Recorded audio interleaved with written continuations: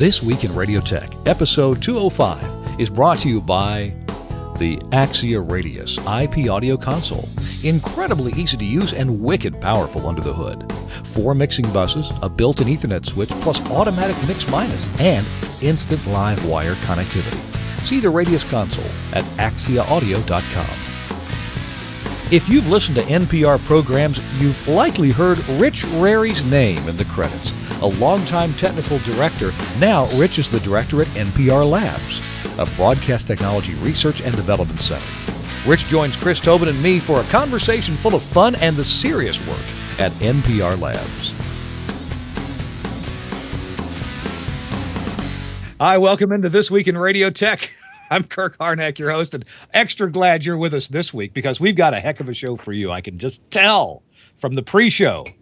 This is the show where we talk about radio technology, audio, RF, everything from the microphone in front of the disc jockey to the beacon at the top of the tower and lots of other stuff in between. Sometimes all the way up to the satellite orbiting in the, what's that belt called? The Clark belt? What is that? Van Allen radiation belt. No, not that one. It's not the radiation belt. The Oort belt of asteroids? That's it, yeah. That strange voice we'll introduce in just a minute. Our usual co-host, Chris Tobin, is with us live. He's the best-dressed engineer in radio. Hey, Chris, how you doing? I'm doing well, Kirk. And yourself? I'm good. How's Manhattan? Manhattan today is sunny, blue skies, temperate 45 degrees. So I'm enjoying it since we've had such cold and rainy weather the last couple of days. So it's been good. Yeah, it's really nice. I may be wrong, but your mic sounds extra processed this time. Extra process? I didn't change anything. It's it's still my Aphex mic processor into a Roland USB mixer, and the settings have not changed. It's just your awesome mellow tones. He's compelling it. That's right, he is. And our guest, let's go ahead and bring him in. Rich Rarey is the director, the new director at NPR Labs in Washington. Rich, welcome in. Glad you're here. Thank you, Kirk. How's it going there?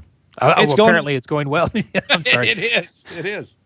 Rich, you have brightened up our show already, and I really appreciate that. Rich, give us a little elevator talk on NPR Labs. I only first heard of NPR Labs, I think, for the first time maybe a couple of years ago.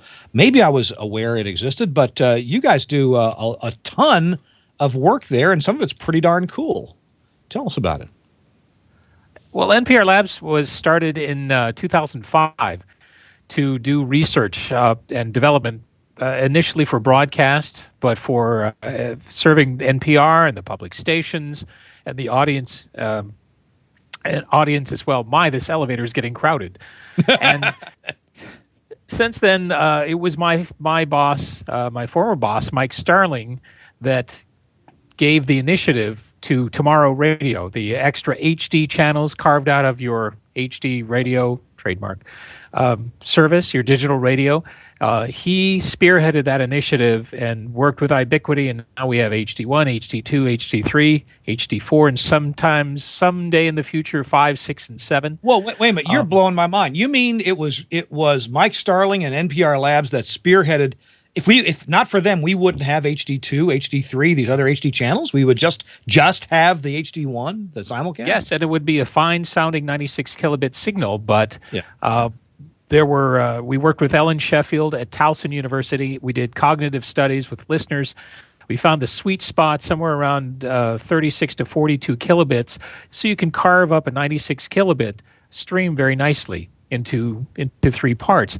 And Mike correctly guessed that if we didn't do that, we might have the same situation that PBS had when they didn't embrace multiple channels quickly enough.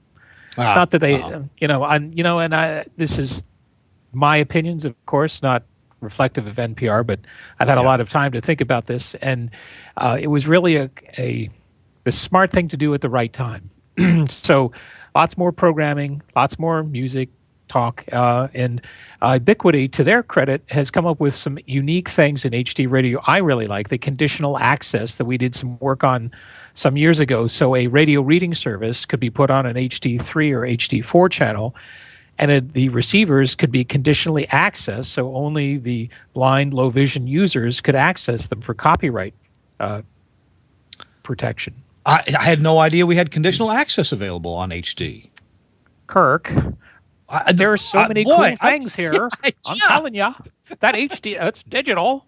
It's very cool. So, and just for the audience who doesn't, I'm lucky that I know the term conditional access. This is where a receiver is authorized or not authorized, probably not authorized by default, and then can become authorized to receive a given program channel. Yeah? That's right. Let's see if I can just hold this up. This is one of my development receivers I got from Ubiquity, and the first thing I did with it was to, well, turn it on, of course. It's powering up. There's WNPR transmitting from our lab. But you have to put the logo. You put the logo on the radio, on the screen.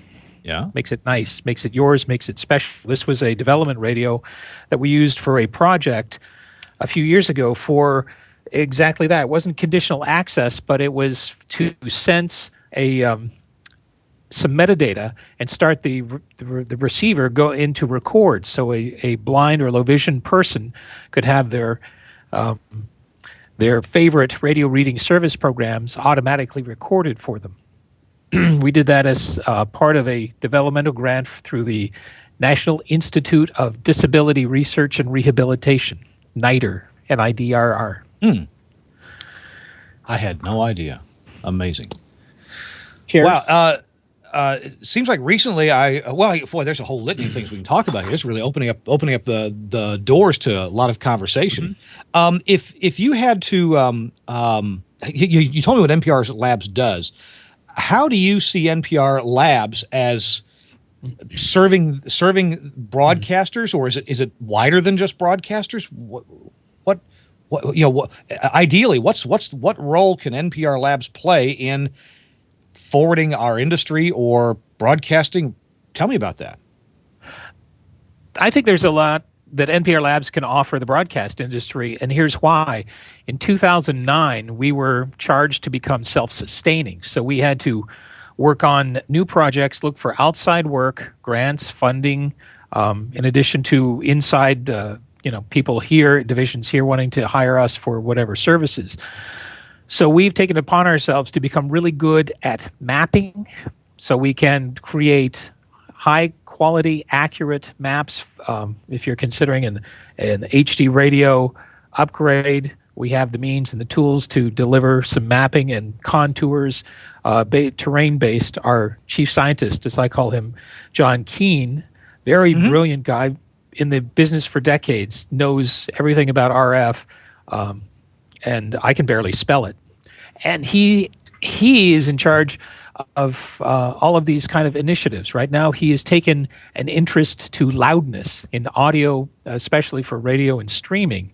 Yeah. So we are working on some initiatives to measure it, to understand it, with the whole goal is that the user will not have to reach up and turn the knob much anymore. They'll just want to set it and forget it. And we won't have heavy compression. We'll just have this beautiful system that it's the right loudness. You set it once, and you won't have fatigue from over compression. It'll be a beautiful thing. And then I'm working on some projects that have some significance outside the community, is an infrastructure for emergency alerting for deaf and hard of hearing people using radio, specifically radio receivers that we built. I'll show you those in a second. Yeah. So the kinds of work that NPR Labs does has application not only with public stations but commercial stations, and we do cognitive testing, user evaluation testing. So we've done a number of interference studies.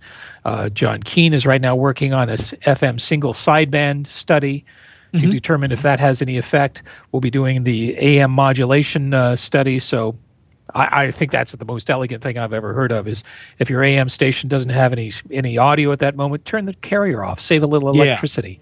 Yeah. I think that's one of the coolest ideas to come along in a while. So the things we're working on have application not only in broadcast, but in that newfangled media space, that digital services space thing that all the kids are crazy about these days. Talk to me about this loudness in streaming. At Telos, and of course my boss is Frank Foti. He's at NAB shows. He typically tells our nearby neighbors on the show floor, we sell loud. That's what we do. That's why. Well, stop it, because people are buying turn off. So don't. Yeah. Well, you can surely crank anything up to the point of pain, or even it's so subjective. But the point is, with streaming, loudness isn't important. It's just consistency that may be important if your audience needs a consistent sound. And we recognize this. Frank does certainly. Also, when you're punching around different stations by streaming, you don't have an instant A/B. It's usually got to buffer up, the next stream. So your brain doesn't think one station might be better than the other, according to that old thinking that unfortunately keeps proving true among people who are program directors and such. But loudness isn't the thing anymore. But consistency sure is. I hate listening to a stream where they go to a local break, or maybe they're covering after ads, and the volume is just crazy different during that time.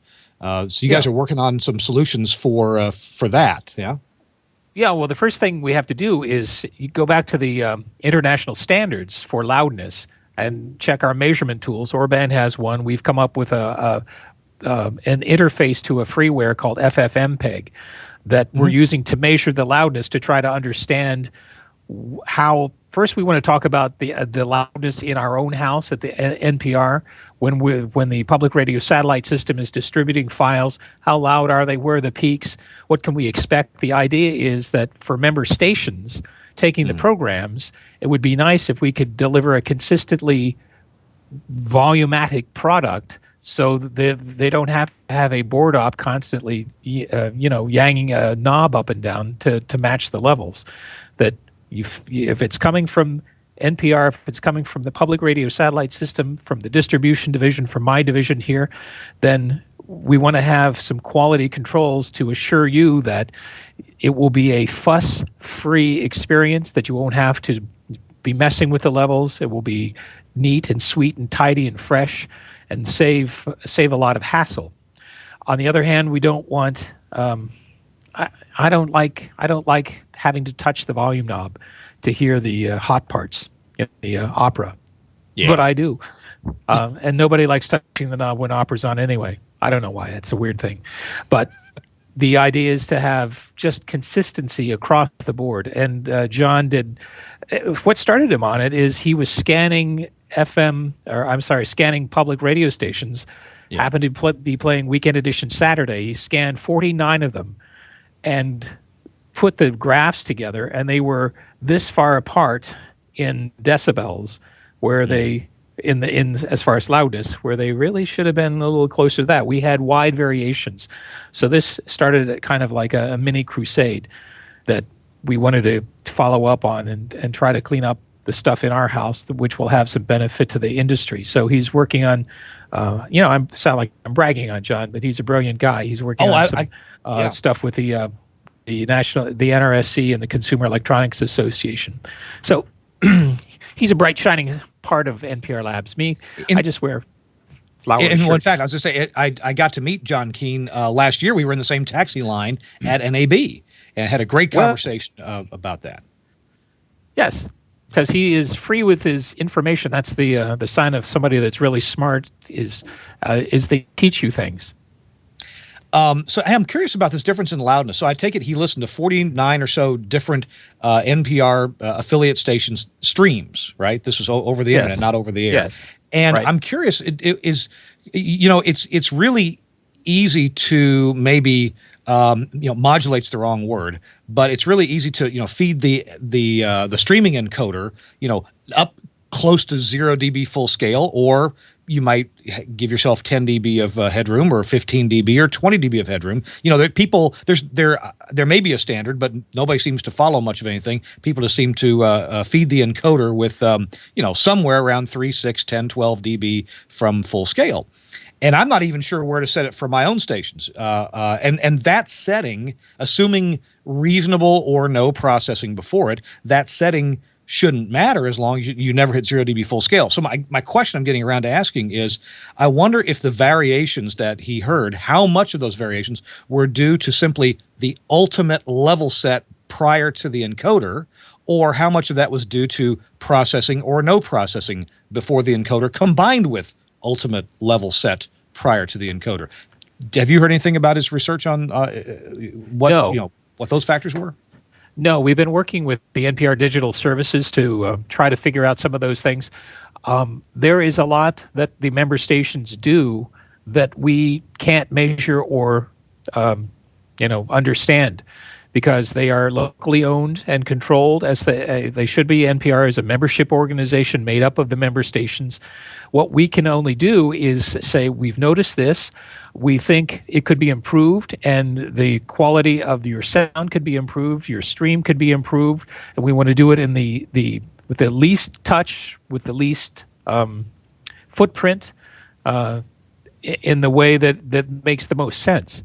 All we want to do is just make it easier to listen to and switch from one stream to another, from one station to another. And with, excuse me, there's no cough button here, is there? What kind of studio is this? This is nuts. Anyway, we want to make it easy for the listeners to consume the stations without having to change or touch or do anything. Just press the button. There's my next favorite. And there's my next favorite, and so that's one of our little initiatives that we have running here now. Interesting. Actually, in my opinion, now I scan around to a lot of different streams all the time, and of course there are some that are just way crazy out of bounds. But lately, I've been playing with like a Sonos speaker system in the house, and you can of course listen to all kinds of streams there. Listen to I've got several Grace digital Wi-Fi radios. Punch around on those. And I'm finding actually a lot more consistency now than there used to be. Sure, there's plenty of outliers, but by and large, the stations I tend to punch around to and the service I punch around to, they tend to all be in the same category. I don't have to grab for the volume control and change it. But there are the interstitials sometimes that are at the wrong volume. Well, are they associated with a broadcast outlet? I guess most of them would be, yes. Although I can't say that. So some of them sound like they're using the wrong processor, for the stream, like they're coming off the FM processor or the AM processor. But I guess, wrong, consistent level, but wrong way to process for bitrate reduction. We've also found some resistance in the public radio community that are nervous about having lower average levels on their streams than their broadcast, because they don't want to be overwhelmed by other people that are inappropriately loud and make their station sound inappropriately quiet. So we'll be at the Public Radio Engineering Conference next month at the just before the NAB. John Keene and David Julian Gray of NPR Engineering, the audio engineering unit, will be presenting a 90-minute conversation and presentation about loudness, about what we found. There's some very pretty graphs. We're checking over the data now to make sure everything is sweet and fresh the way it should be. I think that'll be a nice presentation. Get your tickets now. Public Radio Engineering Conference, April 3rd and 4th, Las Vegas. Be there. I will be there, actually. Shane Tobin invited me to speak there about AES 67 and the convergence of IP and studios. So looking forward to seeing a lot. Hey, how's that interoperability thing? That what was his name? Kevin, he was running the AES interoperability study, or study to find profiles, so everybody's AOIP, audio over internet, could be intertwined, interconnected. Is there any movement on that? Well, there's the AES 67 standard, which came out of the X192 working committee. There it is, the X192. Good. Yeah, and that X192 was ratified actually on September 11th last year and became AES 67. Nobody has any equipment yet. Well, let's see. I should say Telos has a node that does AES 67. Axia, I should say, does AES 67. But there's a lot of work to do, and that's a whole subject unto itself. The short story, with AES 67, Yep, audio will pass from one company's gear to another company's gear. That still leaves no source advertising and no GPIO, which each proponent has their own schemes for doing those. And of course, they're all none of those are interoperable. But at least the audio, can. Well, the clocking was the biggest issue. I wrote a couple of ebooks for Radio World last year and the year before, and it all seemed to be the clock was everybody's big problem. My clock is special. Your clock is crap. yeah, exactly. And I'm glad they got together, because that was a strange thing to have the Europeans going, oh, it's so terrible in Europe. We have so many languages. If we could just have interoperability with AOIP, life would be so good. I kid you not. And it was one of the Spanish manufacturers that had a white paper, and it was actually heart-wrenching in its wistfulness to have some unity, some European unity of AOIP. Perhaps it didn't convey in the Spanish translation, but I had it translated by two different people, and we all felt it was an impassioned plea for interoperability. Yeah, it's tough. It's a good subject to have a whole show on sometime, but it's tough when I think any manufacturer would after a beer say, you know what, this interoperability is a good thing. We're all for it, but we're having enough trouble getting our own gear to work with our own gear, let alone work with somebody else's gear. My gosh! That's why we have take at least a couple of shots of Jameson for somebody to say that. I assumed when I talked to all the manufacturers, they said just plug it together and it works. It's beautiful. Why would I ever doubt them? It does now. Yeah, that's why we have the standard. Yeah. The problem with standards, Kirk. The problem with standards is we have so many of them. That's right. Tobin, Chris, did we put you to sleep yet? Not at all. No. I'm enjoying it because everything Rich is talking about is so true. So too many standards, or maybe there's not enough. But then there's the question of who interops with whom, and then the question of sovereignty and the crossing the borders of the various countries or states. Yes, it's interesting. The only standard, Chris, is profit. That's the only standard we have. I understand profit. I understand return on investment, but I also understand good business decisions, and there's ways to make it work. I mean, hey, if you want to do MIDI over IP, you can. And everybody talks to MIDI, so why can't you use that approach? Yeah. Wow. I'm stunned. I never thought of doing MIDI over IP, and where would I send that? To my synthesizer at home? Sure. There's a lot of musicians that do that stuff. Or really? Actually, I was using MIDI over IP for newsroom operations, so it was actually more fun. But there's ways to approach it. All right. Okay. Well, I'm thinking you can send just about anything over IP. You can. Yeah. I would like to have coffee sent over IP. And my product placement cup from member station WOUB. Cheers. We haven't seen coffee, but we've seen tea, I assume, over IP. Computer, tea, Earl Grey, black. Earl Grey, hot. Or whatever. Yeah, hot. Yeah. Make it so, number one. Folks, you're watching This Week in Radio Tech. It's episode number 205. I'm Kirk Harnack along with Chris Tobin, and we're talking with Rich Rarey, who's the new director at NPR Labs. And he's telling us a bit about what NPR Labs did. Our show brought to you by the Axia Radius audio console. Now's a good time to take a quick break and chat about the Radius. Our crack producer, Andrew Zarian, will pop a picture up there. I'm pretty sure. Producer. That doesn't Our sound crack right producer. when you say that. It doesn't. The Radius the Radius console from Axia is it's a third generation. There's one. That's the one we're talking about right now. Yeah. Look at that. It's got lights and knobs. Big LEDs, and the clock's wrong, but that's not its fault. Well, the up clock is right. That's because of our crack producer. Now again. Whoa! It's in Australia now. How many buses, Kirk? How many buses does that console have? Yes. It's not a joke. It does sound like a setup, but I honestly don't know. No, it has it has 6 buses in the traditional way that you'd think of, and then it also has a mix minus bus for every fader on demand.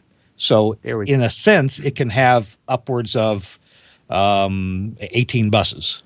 on that console. Because I once put Weekend Edition Saturday in a dire strait because of a mix-minus confusion. We had just moved into the NPR building on Massachusetts Avenue, brand new Pacific Recorders, ABX, the large, gorgeous, lovely consoles, analog, and it had a series of 8 mix-minus buttons.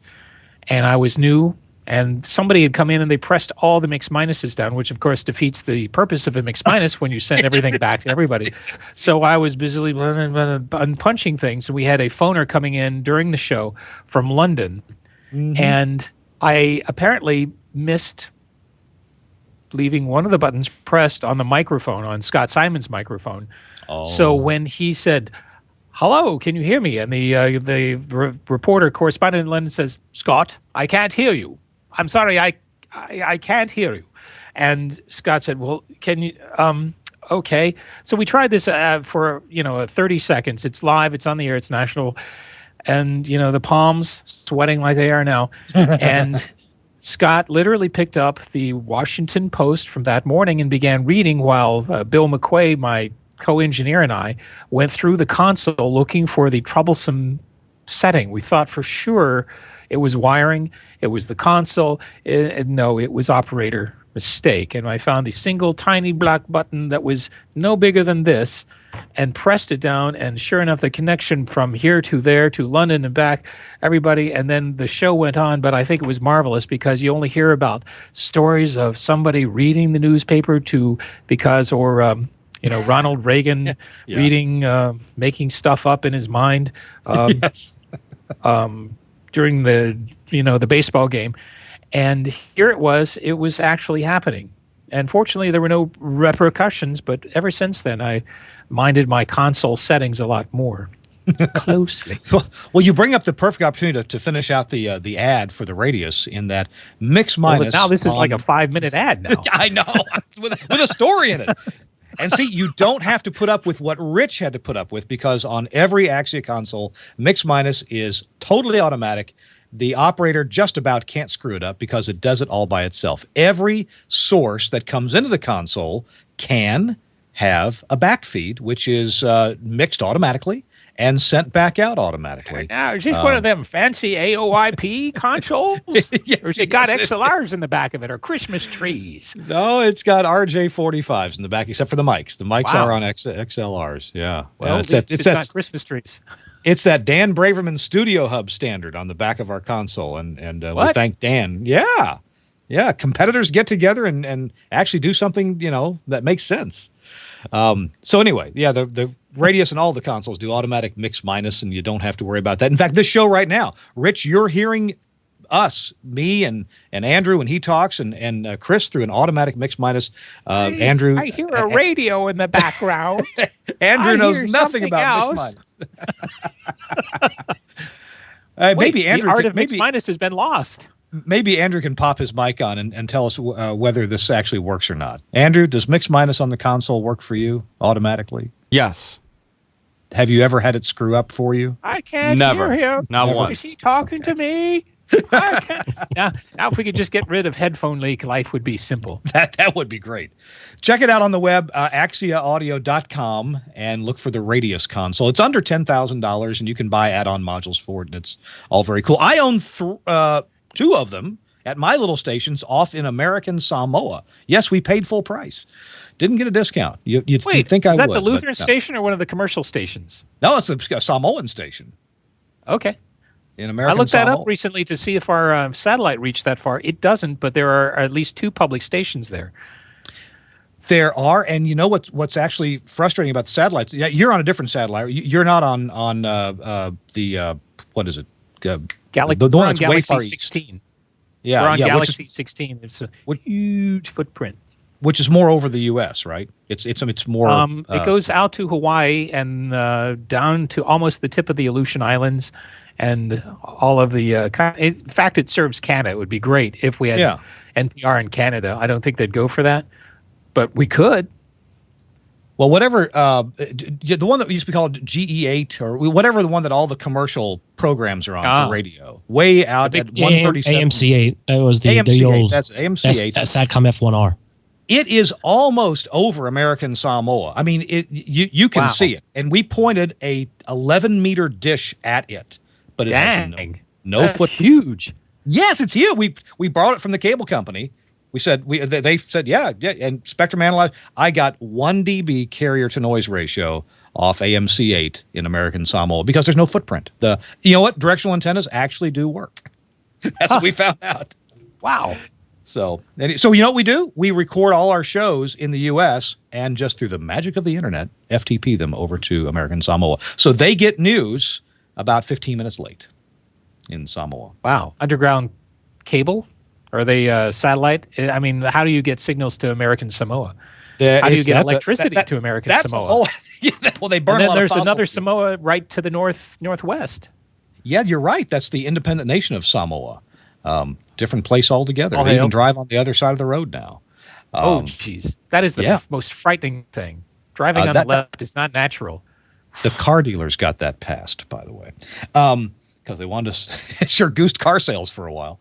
Internet to Samoa Internet to Samoa used to only be by satellite, and the committee that decided whether or not 20 years ago whether or not to bring a cable to Samoa, the committee that decided that, it just turns out that the chairman of the committee, his children owned the teleport, so they decided on no cable. Oh, that's so nice. Help out the kids. Yeah.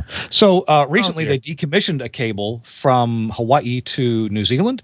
They chopped it 200 miles south of Samoa and dragged it up to Samoa. And Are you serious? Serious. It's a 1 gigabit cable. It's 25 years old. Wait. Well, I guess I always thought the cables were laying on the seafloor, but they're not. They're kind of hanging in waters. No, they're on the seafloor. They got whale poop on them and everything. Oh my God. That's got to be. Is that a mile down? I don't know how they do it. There are some deep depths there's the Marianas Trench through there, and it's it's pretty deep. I don't know how they got it, but they got it. That's like 2 miles deep, or at least. And then to get to the cable, you'd have to have this enormous weight and a fishing line, and then zzz, and then you got it. Okay, pull it up. I don't know. Sometimes engineering is the most amazing thing ever, especially when you have to fix something like that or reroute it. So they've got this fantabulous 25-year-old 1 gigabit fiber cable coming to the American Samoa, but the deal was they're splitting the cost with Western Samoa, or the independent nation of Samoa. So they ran a little pigtail of it over to Western Samoa, and each island gets or each country, if you will, territory gets half of that. So it's 512 megabits per second for the entire territory. So American Samoa is not throttling the international Samoa's bandwidth because it does come there they're not first. allowed I guess to watch Netflix or anything. I guess they could put all kinds of propaganda on there. You go to Western Samoa's Google and you get American Samoa propaganda. I guess you could. I'm sure it's very good. It's very high quality. Good production value. And enough. Oh, by the way, it is America's most expensive internet, according to Wired magazine, and we pay $500 a month for 512 kilobits. 1/10 of 512 kilobits. That sounds like my FiOS bill. Sounds like Comcast. Yeah. Oh yeah, but you don't get the service. Hey, enough of Samoa. I want to talk to Rich about Rich. I first heard your name during the credits on the weekend edition, because I swear I heard your name a bunch on public radio because I would listen in. Who's taking care of the engineering here, and so apparently for about 8 or 9 years you took care of master control duties and such in Chicago and Washington. What was going on there? No, I've worked for NPR for let's see, what is it? 33 years. It'll be 34 years in June.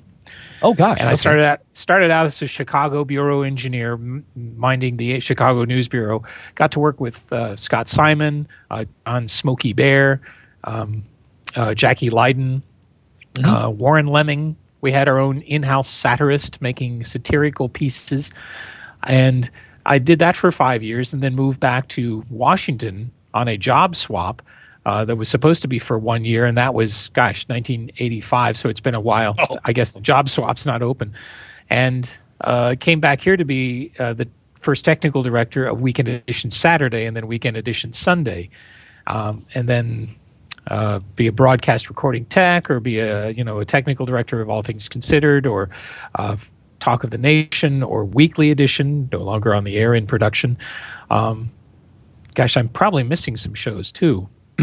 Elections, did not technical direct, but enjoyed working those. They're a lot of fun, and I really enjoyed the hands-on. I loved the live broadcast. I think that's the most exciting thing you can do for a living that's legal and safe, and it has an element of theater. Well, especially depending on the talent. Working with Scott is just highly enjoyable, especially on the air. He's such a good writer, a good host, and did a lot of remote recording. Did the first National Dolby surround sound broadcasts in 1992 with a recording we made in the Rarey caverns. They have a stalagpipe organ, which is basically the plastic tips on canes hitting a stalactite or stalagmite, and it happens to make a tuned sound. So they have little, PZM type pickups on all of these, stalactites, stalagmites around the cavern, and they have a automated way of playing it. So we did a surround sound recording. We put recordings, some DAT machines all over the cavern, and then our synchronization track was like this. Good times. And then we used the really early workstations that was so long that you would change a level and then you would have to go out and have dinner and come back, and it would still be grinding away at it. It was not a satisfying experience, but we finally mastered it, aired. I think it aired. We tried to monitor it, and it sounded like it was in surround. It was great fun. Wow. And then after a while, you want to do something else. So master control, supervising the master control at NPR Washington came available, and I jumped at that chance because that was completely organizational. It was kind of removed from the day-to-day broadcast stuff, but I had a chance to work with some audio vault equipment and all the IP code, well, not IP, but ISDN codecs of all brands, flavors, styles, a lot of systems integration, and figuring out how to get NPR signals to Berlin and back. In fact, here's a fun fact. Do you know the only transmitter that NPR operates directly? No, didn't know they did. It is in Berlin, Germany. Okay. It is, and we don't own the channel. It is an artifact left over from the Voice of America when they used to have an American service there. And they were, after the Cold War ended, they were no longer allowed to fund Germany because it was a unified democracy. And NPR had the opportunity to become the American voice there. So the BBC's there, Radio France, and NPR. So 104.1 is your NPR station in Germany, all English, coming from here, streaming out of Audio Vault, going over a T1. We have a receiver at that end sending the signal back. Oh, man, it sounds nice. That's amazing. Oh, wow. It's very cool. So who takes transmitter readings? Deutsche Telekom will do the readings for you. And they, when I used to call them with the trouble tickets, we would have conversations like this because their English was perfect and mine was not. And we would have very detailed conversations of some intensity. And I loved talking to them because it could improve my accent. Like, it's gotten very good, yes. Someday I would like to be Stan Freberg. So you never know when you'll have to be called upon. So I'm curious about. I got a burning question here about. Ouch! That's gotta hurt. About the title technical director. Now I know what this is for television. This is usually the guy that actually touches the video switcher and is actually doing the on TV. What is a TD in for All Things Considered or other shows like this? What do you do? Well, you drive at that time. You would drive the show, or and then you would do. Kind of like liaison between the production staff and the technical staff and make sure the circuits were set up, and then At one time, all things considered, loved to be live back in the reel-to-reel days. And they also loved to go in bare feet. This is 20 years ago or so, 15. They just had a problem wearing shoes. And then one producer named Willie did not like to wear shoes. And he liked to work very close to deadline. And frequently there'd be a reel of tape in his hand, a big 10-inch reel of tape. And he would be running in his bare feet on the carpet, rushing the tape into the studio. We do the same sort of rushing now, but now we're rushing in with a file name and not a reel of tape. I think that's kind of strange. Oh, that's great. So I'm looking over things at Master Control at NPR in Washington, and I'm reading about things on your dossier here that I never thought about, like all the EAS responsibilities, the emergency activation system, that a national network might have or want to partake in. How does NPR interact with EAS? Let's see. I think it was around 2002 that we either approached FEMA or they approached us. I wasn't in the conversation, but I wasn't in the implementation. And the upshot was we had a satellite system that feeds 260 member stations. Oh, look, my lovely wife is calling. I'll get back to you, hon. And we had all of these stations. We have it's a satellite network, and it reaches, now it's about 1,000 stations, including the members and all of their repeaters, translators, boosters.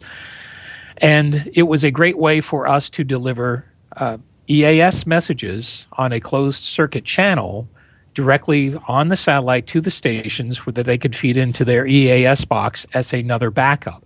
So in addition to the standard terrestrial LP1s stations, we also had this other path, and still do have another path, with a FEMA encoder in the technical core here. They put up a satellite dish, a bidirectional satellite dish on the roof, and we have a hardened phone line.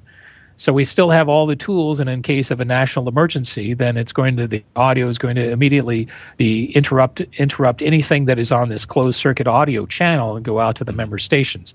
During the big national test, we just, after the test, we ran an informal poll and found that a lot of the stations received the alert from NPR, from the public radio satellite system first, and then secondarily, a little bit later, received it from their LP1 station.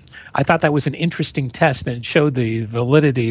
FEMA has said publicly that the whole idea is to have the message disseminated as many ways as possible to as many outlets as possible. I think they're doing a great job of that. And this was certainly an example of that.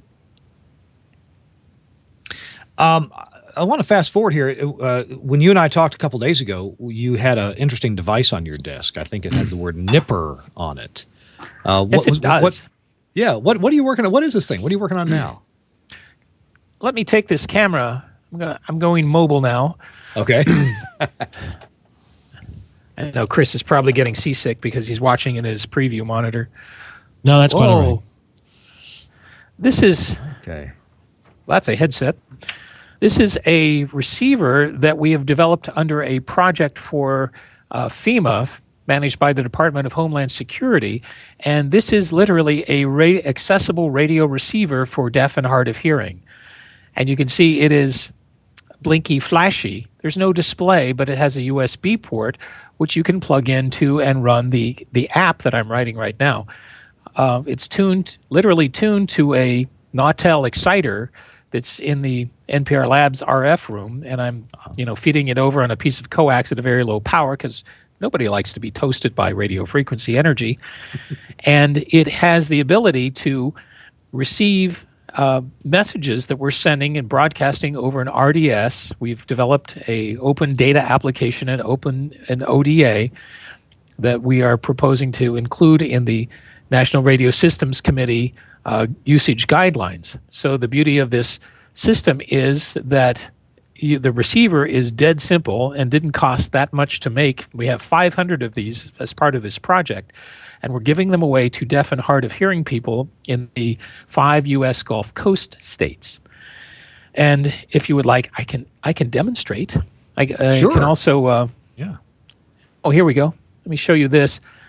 This is a poor man's screenshot.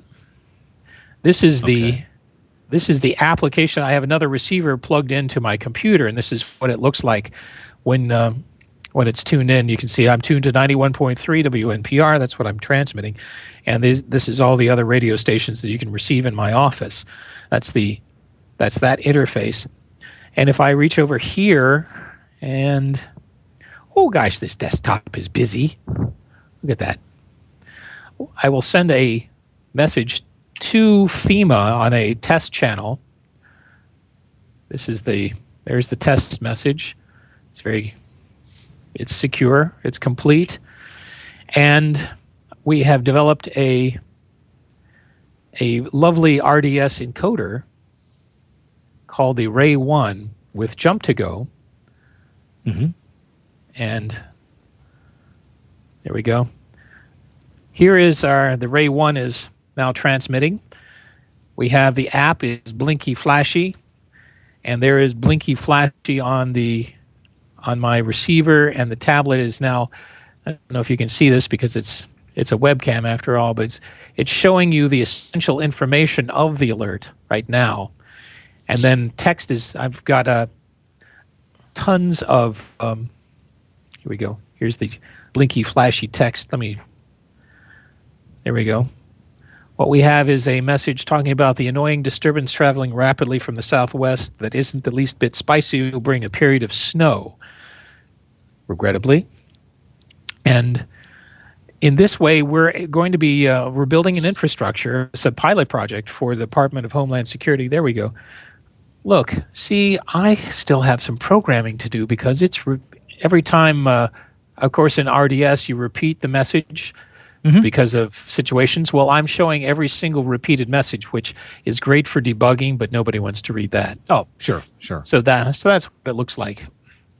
Interestingly, apparently Consumer Reports met up with you guys at CES 2014 just a few months ago and did a story about this technology. Yes, it's on YouTube. I'll put that video in the show notes if folks want to have a look at that. Okay. We also received a lovely honor from, excuse me, let me adjust my own camera.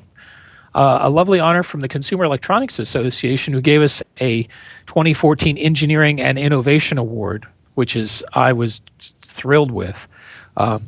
My fellow at Katina Radio Design, Joop Beunders, worked with me quite closely on the development of this receiver, and we spent a lot of time. I mean, where's one? Here is one. Let me just show you this up close. See this? You know, we have a white button and a black button. Yeah. We had to think about that. The colors, the colors of the LEDs. That took us several days to work out exactly the right color. And then we had to work with overseas manufacturers to figure out if we could afford a black button. There's only two. The receiver tunes to the station that is transmitting a beacon. Yeah. There's no tuning involved. It's automatic. But this entire box, we built 500 of these for $61 a piece. And the entire kit, the whole goal was to have a tablet and receiver and cables, everything, and a lovely retail box. Even though we're not selling them, it's a lovely retail box for $100. That was the goal of the project. And through some minor miracles of some hard work on everybody's part, we were able to do that. And now we're finishing. We're still writing the software. We're still finding bugs in the firmware. We're working with Jump to Go for the RDS encoder. They've made a brand new recorder called the Rarey, RAE 1, stands for Radio Alerting Encoder, that manages our ODA and messages and connects to the satellite receiver. And it's awfully cool. It's I think it's got a lot of elegance. Plus, we have a lot of excitement in the deaf hard of hearing community because people are just knocking on the doors saying, well, is the project started? I want to be a volunteer. I want to participate in this. This is really important. This is a really great thing. How do I get involved? And we say we've had some. It's taken a little extra time. we're still on track. We're still going to work with you. We're still going to transmit. So, pardon me. We have 500 of these ready to ship out to 500 volunteers across 5 states. 26 public radio stations will be participating in this project. And then we'll write up the final report. And hopefully the idea is to turn our ODA design over to the NRSC as a guideline, and then anybody could use it and implement it however they would see fit. Wow. Sorry, I get a little choked up. I've been working night and day and weekends on this project. It is the funnest, hardest, most enjoyable thing. I just love this job, because if it were easy, it wouldn't be research and it wouldn't be development. It would be a day-to-day operation. I've done that for decades. This is where the excitement is, something new, something fresh. And, today we're talking about, well, let's see, how could we tell if an NPR program is on a member station stream? Well, I guess we could do an FFT form. We could chop it up and think, and then the back of your brain starts lighting up, like the ideas and the how-to. And then the exhaustion sets in when you try to figure out, this is going to be a long process. So, so that's what. Hey, I've got a question for you, Rich. Say that question. I'm curious, since it's a product and it's not something you're selling, because as you said, how did you come up with the name Nipper One? I think we had a fancy name that we were going to use, and then somebody that was here experienced in marketing said, no, let's save that name for when we have the real product, the real deal, and until then we'll call it Nipper One. And our people found that Nipper, we all know that Nipper was the little dog next to the big dog listening for his master's voice, and we found that there was for this project that is not for sale, that is being given away, that it would be acceptable to call it Nipper. And Nipper is really an abbreviation of NPR. It's just a fast way of saying NPR. So cool. That's okay. I was just curious. That's how that came up. Nipper One. I heard Nipper One. I thought that sounds like the first dog in space. Nipper One from Ground Control. I think that was Leica. Probably was. I don't think it was Nipper One.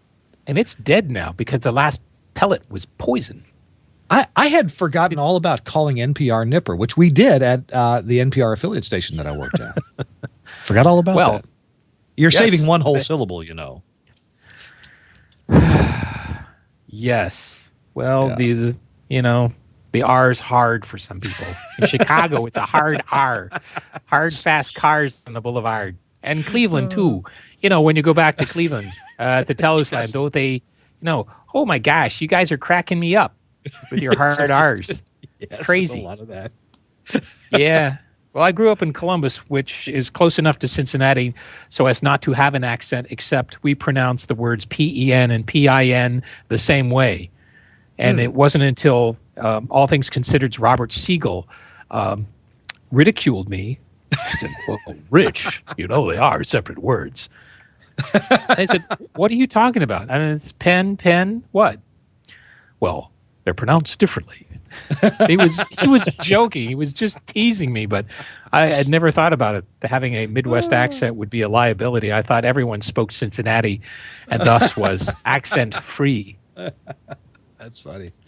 And that's something Robert Siegel would say, isn't it? Well, yes. In fact, if you ever have a chance to travel with Robert Siegel, I highly recommend it. Some of our best road trips. It's like taking a trip with a professor who is ready to teach you everything. Very smart people, as I was saying, very smart people want to share what they know. So there was one trip, we're driving from Haifa on the Mediterranean edge in Israel, driving across at night back to Jerusalem. Art Silverman, producer, driving, and Robert Siegel gave us the history of the Jewish people and the time it took to drive from Haifa to Jerusalem. It was fascinating. Stuff. Wow. And it's there and it's dangerous and it's exotic, and it was the perfect perfect time. And we've also we also did a gig in the Soviet Union in 1987. Couldn't ask for somebody better to be your host there. We did stories on a shoe factory because at that time that was the only thing you could really do a story on that the Soviets wouldn't get all upset about because it's a shoe. It's not a defense industry. Why would anybody care? So we compared the shoes of the Soviets with shoes of Americans, and I must say the manufacturing techniques they were using were horrific. They did injection molding. They had 2 injection molds. It would go and out would pop a running shoe. And then another running shoe. They were using injection molding to make the worst running shoes on the face of the planet. Oh, jeez. So there's a picture of me trying on some of their dress shoes, and it hurt. I mean, it hurt. Now I understood the trials of the Soviet people because their feet hurt all the time from their shoes. So again, it's been such a wonderful time to work with really smart people because they pull you up, and I don't know if they make you smarter, but they make you think more and more often. Rich, we're about out of time, but tell me, Rich, you're going to... no, forget the satellite. Let's go another hour, Kirk. We can do it. We can do it. There's nothing after us. I don't have the budget for the next hour. I'll send out for Chinese. We'll have drinks. It'll be great. NAB is coming up in just a couple of weeks. Aside from the Public Radio Engineering Conference, which you already mentioned, what are you passionate about? Are you guys displaying something at NAB? We're at the Futures Park. We've been the NAB has been very gracious to us and has given us space in the Futures Park. We'll be showing the DHS equipment. I have a little FM RDS transmitter from Katina Radio Design, so we can actually make things blinky lighty up. We'll be showing our mapping for HD radio and FM coverage mapping. We have some other products and services. Really, it's going to be a promotion for NPR Labs because we are interested in the business and we have a lot of ideas and frankly, we like the work. We do. Cool. We'll look for you there and in the Futures area. At the Futures Park, North Hall, I believe. Okay. We'll be in the Central Hall, so it's not far away. We'll go across through the NAB store and come see you. I know exactly where your booth is. It's so loud. And the guys in Wheatstone have their ears covered because Telos is so loud they won't turn it down. They're being so mean to us. I kid you now. I'm kidding you. I just love going to the NAB because I've been to the CES for a number of years now, but going to the NAB is like being with your people. I just get it. They're my people. They're broadcasters, they're streamcasters, they have video, they have audio, they have broadcast, they have RF. I love looking in the AM transmitters because the plumbing inside an AM transmitter tuning shack is just a miracle of metalwork. It's just so much fun. It's just so nice to go to be at the NAB because I feel like I'm one of the family finally after being in the business so long. If you like that, I know you like the Kintronics displays then, where they bring big AM tuning units and phasers. Yes. I want to turn them on and see.